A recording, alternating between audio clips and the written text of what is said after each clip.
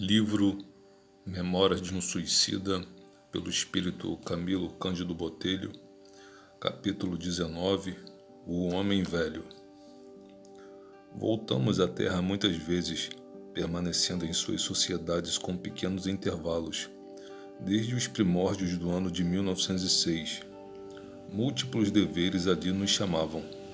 Era o campo vasto de nossas experiências mais eficientes, porquanto, tendo de reviver ainda muitas vezes em suas arenas, tornava-se de grande utilidade o exercitarmos entre nossos irmãos de humanidade os conhecimentos gradativamente adquiridos nos serviços da espiritualidade. Assim foi que, sob os cuidados de Aníbal de Silas, mas tendo por assistente prático a experiência secular de Soriomar, dilatamos as lides de beneficência iniciadas sob a direção de Teócrito, multiplicando esforços para servir a corações sofredores sob as doces inspirações das lições messiânicas, quer os deparássemos ainda brilhetados nos planos da matéria, quer em lutas permanentes no invisível.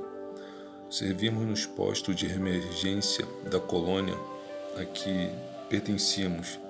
como no Hospital Maria de Nazaré e suas filiais. Integramos caravanas de socorros a infelizes suicidas perdidos nas solidões do invisível inferior, como nos abismos terrenos, acossados por falanges obsessoras.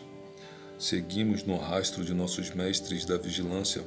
aprendendo com eles a caça a chefes temíveis de falanges mistificadoras, perseguidores de míseros mortais, aos quais induziam muitas vezes ao suicídio. Visitávamos frequentemente reuniões organizadas por discípulos de Allan Kardec, com eles colaborando tanto quanto eles próprios permitiam. Acudimos a imperativos de muitos sofredores alheios às ideias espíritas, mas verdadeiramente carecedores de socorro. Devassamos prisões e hospitais, descobríamos desolados sertões brasileiros e africanos, cogitando de fortalecer o ânimo e prover socorro material a desgraçados prisioneiros de um mau passado espiritual.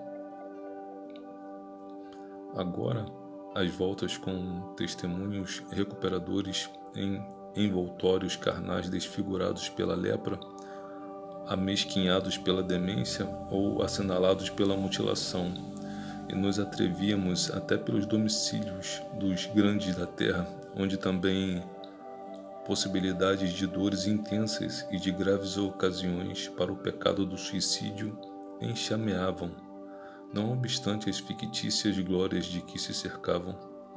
e por toda parte onde existissem lágrimas a enxugar, corações exaustos a reanimar, almas vacilantes e desfalecidas pelos infortúnios a aconselhar, Aníbal levava-nos a fim de nos guiar aos ensinamentos do mestre modelar, com os quais aprenderíamos a exercer, por nossa vez, o apostolado sublime da fraternidade. Ostensivas por meio da colaboração mediúnica organizada para fins superiores, ocultas e obscuras por ações diversas, impossíveis de serem narradas na íntegra ao leitor. Nossas atividades multiplicaram-se durante muitos anos nos diferentes setores da caridade, e se mais de uma vez indóceis aflições nos surpreenderam ao contato das angústias alheias,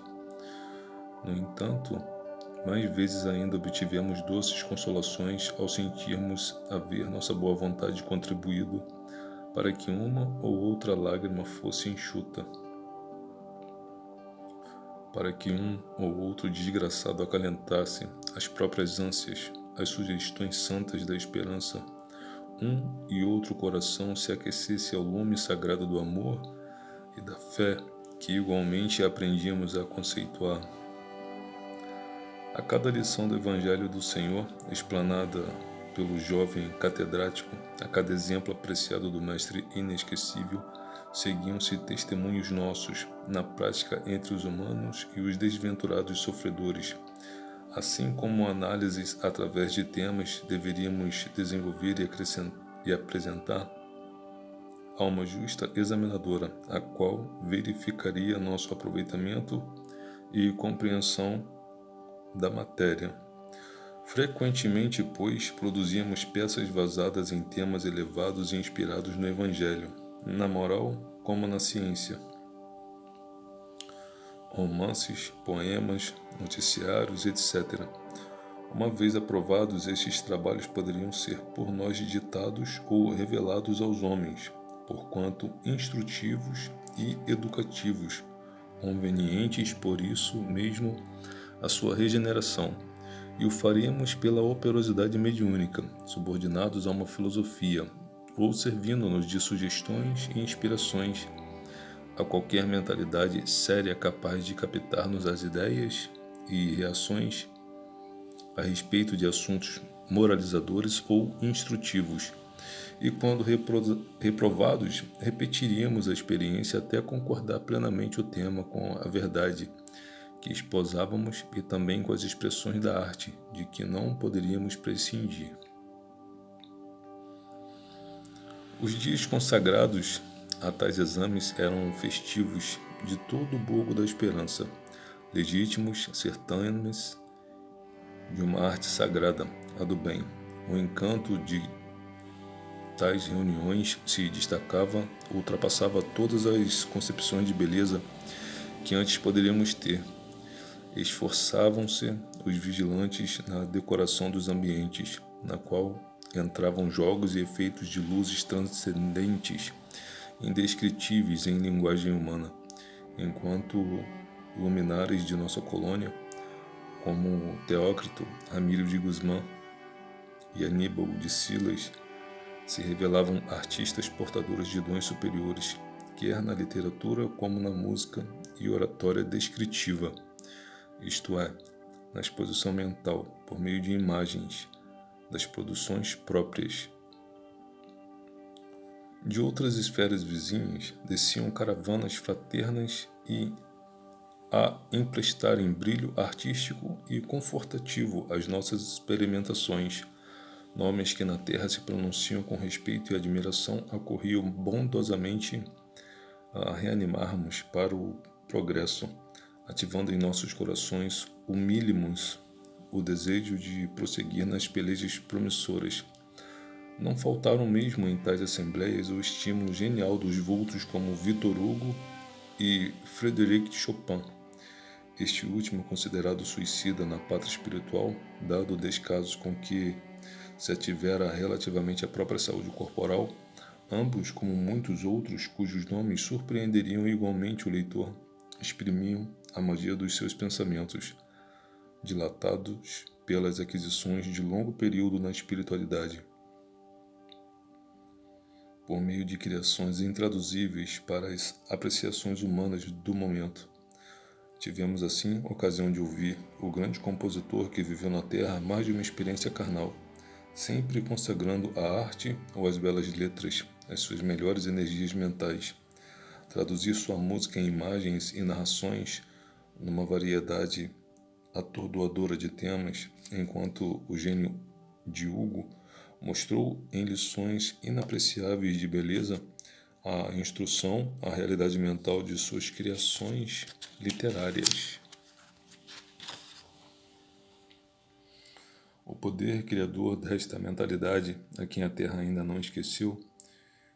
e que a ela voltará ainda a serviço da verdade, servindo-a sob prismas surpreendentes, verdadeira missão artística a serviço daquele que é a suprema beleza, deslumbrava a nossa sensibilidade até as lágrimas, atraindo-nos para a adoração ao ser divino, porventura com idêntico fervor, idêntica atração com que faziam Aníbal de Silas e Epaminondas de Vigo, valendo-se do Evangelho da Redenção e da ciência. Era o pensamento do grande Hugo vivificado pela ação da realidade, concretizado de forma a podermos conhecer devidamente as nuances primorosas das suas vibrações emotivas, transubstanciadas em assuntos encantadores da epopeia do espírito através de migrações terrenas e estágios no invisível, o que equivale a dizer que também ele colaborava na obra de nossa reeducação. Surpreendeu-nos então a notícia, ali ventilada, de que o gênio de Victor Hugo se confirmava na Terra desde muitos séculos, partindo da Grécia para a Itália e a França, sempre deixando após si um rastro luminoso de cultura superior e de arte. Seu espírito, pois, em várias idades diferentes, tem sido venerado por muitas gerações, cabendo-lhe positivamente a glória de que se cerca em planos intelectuais. Quanto ao outro, Chopin, alma insatisfeita, que somente agora compreendeu que com o humilde carpinteiro de Nazaré